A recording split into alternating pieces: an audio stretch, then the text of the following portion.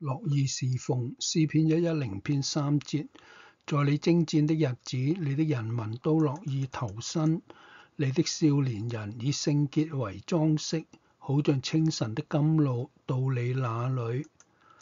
當神嘅權能臨到佢嘅百姓嘅時候，神嘅百姓就樂意奉獻生命，呢個係復興嘅其中一個標記。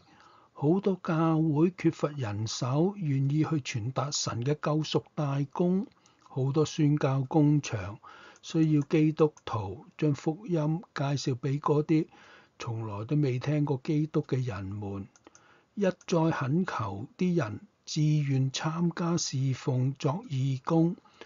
唔係我哋嘅需要，我哋真正嘅需要係神傾瀉而出嘅大能。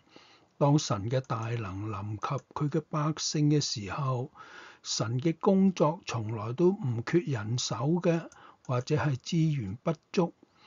現代基督徒最關心嘅事係自己屬靈生活嘅成長，宣教根本就上唔到佢哋所關心嘅事物嘅排行榜。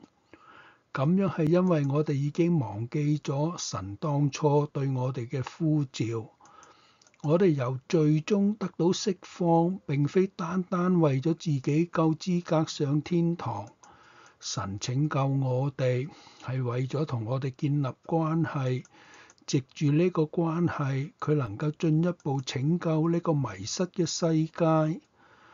我哋唔好忘記主耶穌喺馬太福音28章19至20節嘅大使命，所以你們要去，使萬民作我的門徒，奉父子聖靈的名，給他們施洗。